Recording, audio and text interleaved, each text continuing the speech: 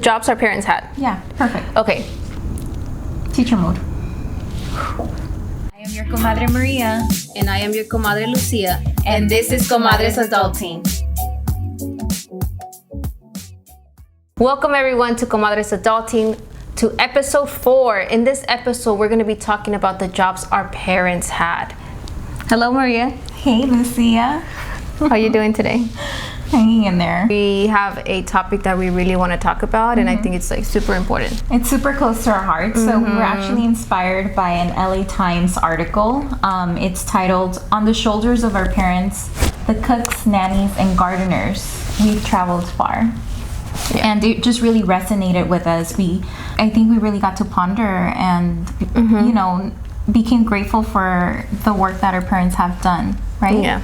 So with that said, what were some of the jobs that your parents held while you grew up? Well, I grew up, so my dad was always a driver. He delivered newspapers.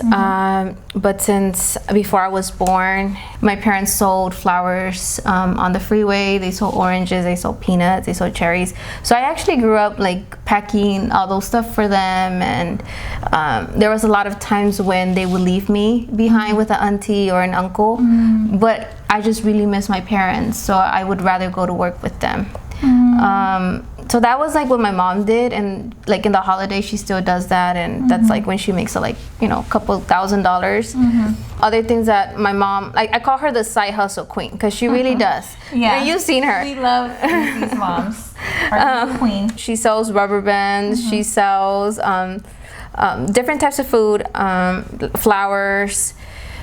Anything that she can do. She sells newspaper for the flower market. I mean, that's what she makes her income from. And we also would sell food outside of our apartment when I was like 14. So we were always working, and I think this is why, like, for me, I'm such a workaholic because I have learned to work since I was little and just join them in that. What about you, Maria?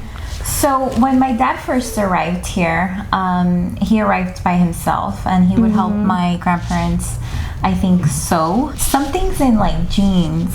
And I think they had like a few sewing machines in the living room, literally, with my grandparents, and they would get paid like some ridiculous number, I think like cents per article of clothing that they would sew. Wow. But throughout the years, he worked in the mission foods. So like let's guess, like cup noodles, the tortilleria. He's also worked as a construction worker, scrap metal recycler. For some time, he had his own small little business. He opened a 99-cent store. So he did a lot, and right now he is doing LED lights for businesses.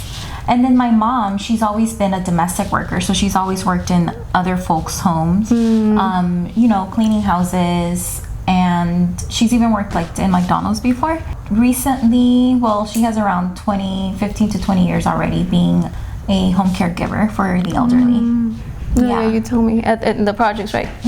Yeah. Awesome. So that's what my mom does. The article, which is actually written by Esmeralda Bermudez is the author of this article, and she's a LA Times writer. Obviously, she wrote it for the LA Times. And I think before we get started of like what other people on Instagram shared, we would like to read. Well, I'll read the part that really got to me. Is, what jobs did your parents work to get you where you are today? My mom cleaned houses for many years. Her clients were busy, people who rarely paused to learn anything about her. Once she took the LA Times to work and proudly show off one of my front page's stories. My daughter, she said, pointing to my name. Her client couldn't believe it. Esmeralda Bermudez, December 10, 2019. Wow. So I think I have heard this a lot of times, how there are times where like our parents have bosses or meet people who are like educated, and they tell them, oh, my daughter goes here. I have heard like, I remember having a friend who was like, when my dad told their boss, hey, my daughter's going to Wellesley, he couldn't believe it. Right. He was like, how can your daughter go to Wellesley? How can like you have a daughter that went to Wellesley? Yeah. And that just strikes you, right? Because they don't believe that your parents are capable of raising children that are college bound or worthy of doing things.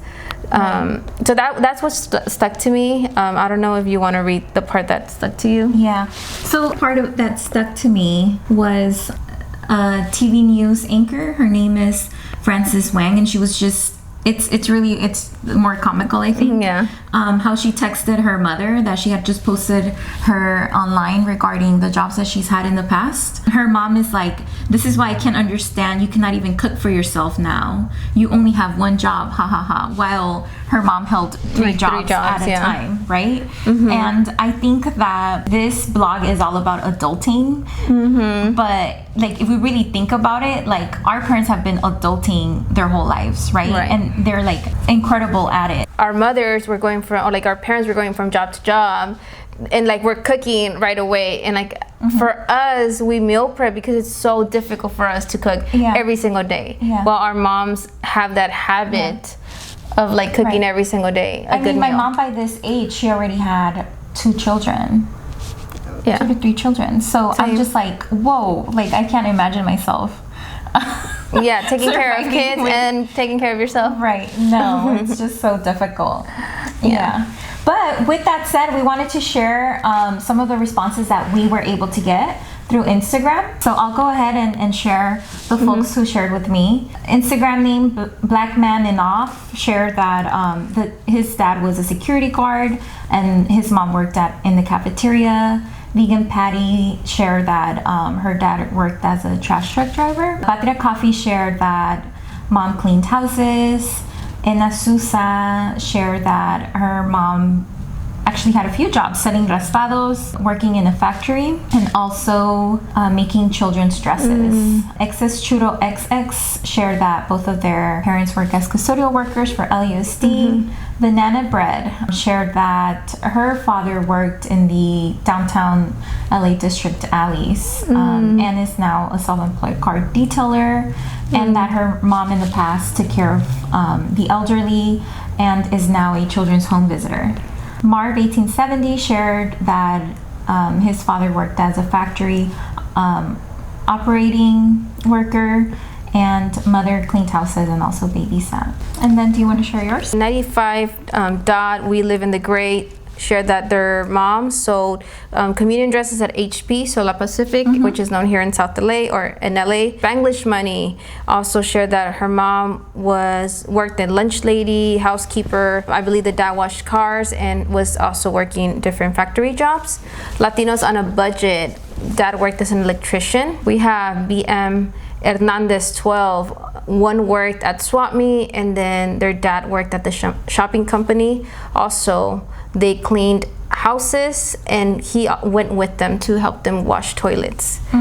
Brown and Green Blog, that was a construction, but actually her auntie and nana too. And then her mother worked as a translator at an elementary school for Spanish-speaking parents. And then Anonymous, their mother was a seamstress in downtown LA. So I guess we can go and talk a little bit more in depth of like what these type of jobs mean to us and like the meaning behind it. I mean, obviously we can't talk and speak for the people who share the jobs, but at least for us, when we think about these jobs, we kind of like, oof, like it kind of hits home. Right. So I talked a lot about, and we can actually see here how a few of the women took the labor of being domestic workers, right? And just thinking about that, my mom has done that her whole life, and this is something that I really had to decolonize my mind of. Growing up, what I believed was that my dad worked harder just because I would physically see him walk in and, you know, he was messy and tired and he had gone out to work.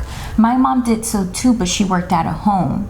And so in college, I took a class about a domestic workers history course.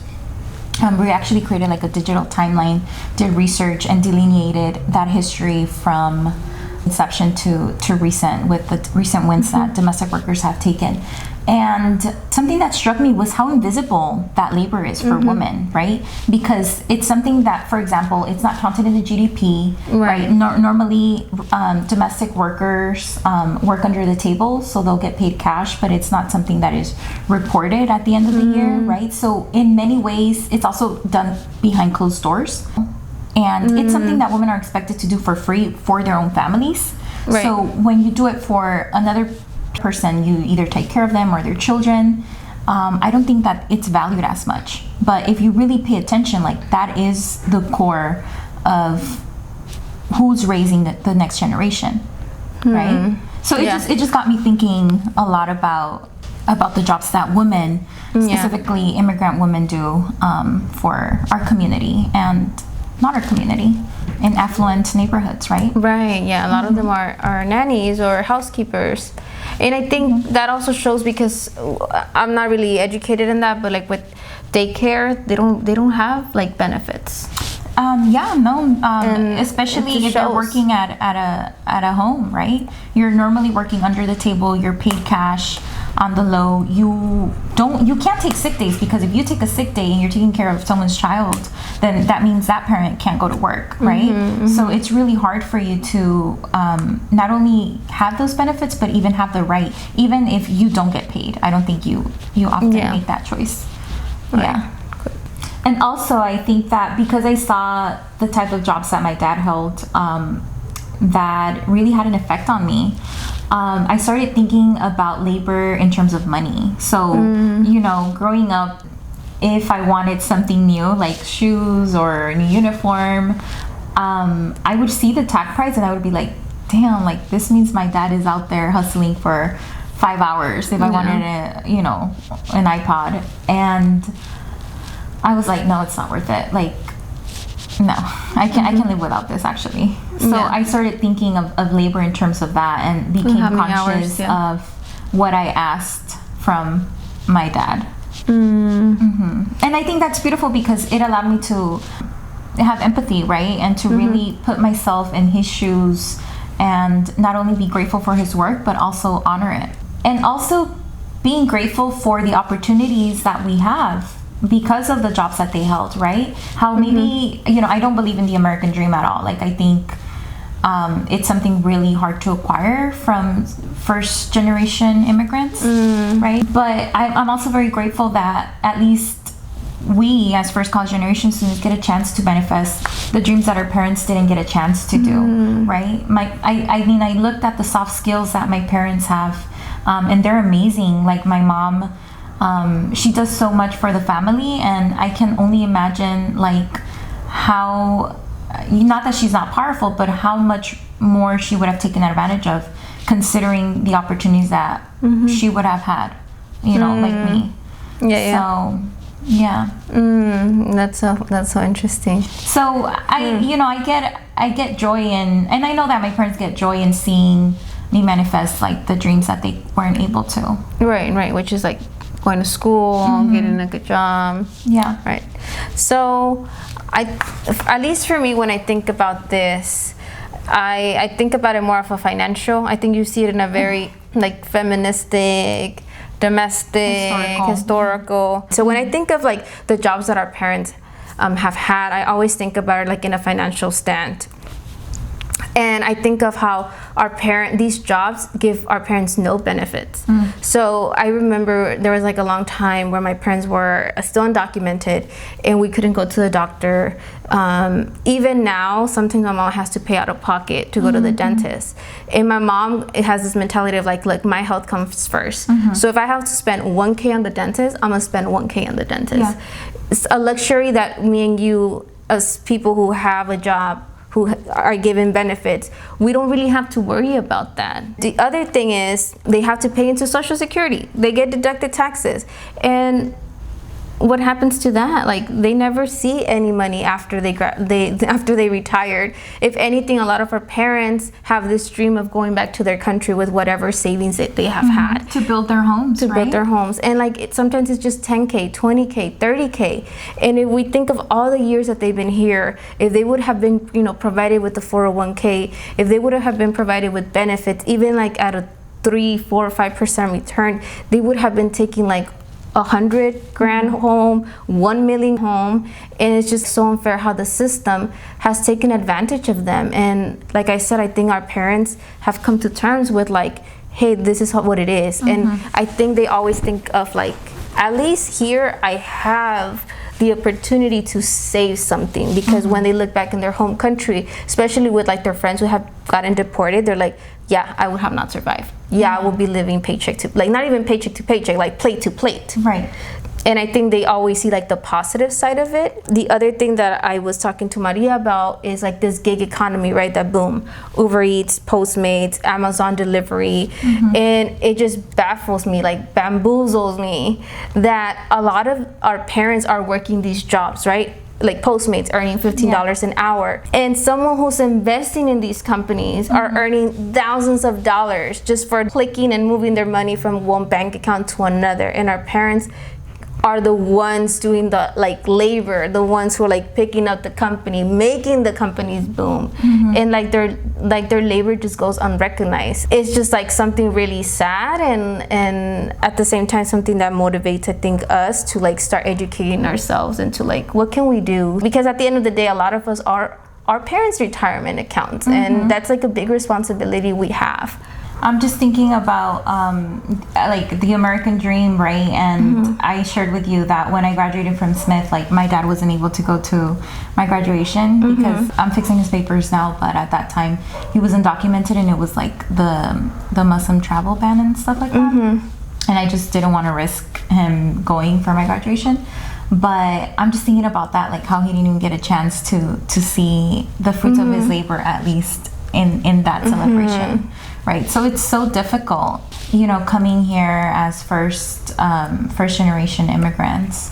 But I'm also thinking about the beautiful stickers behind working trucks, right? When it's like parents showcasing their pride and placing that bumper sticker in their cars. I'm a Wellesley dad, Smith dad, UCLA dad, you know, Cal State, Long Beach, whatever the institution is, and they wear it with so much pride. And to me, that is the American dream. When I see 3 to 4 stickers in the back of a working truck, like it just fuels me, you know, and I'm like, yeah, this is why I do the work that I do. And I think sometimes our parents, I don't know, I think they are proud, but it's also like this intimidation, I don't know, like shyness. A disconnect, right? Also from us.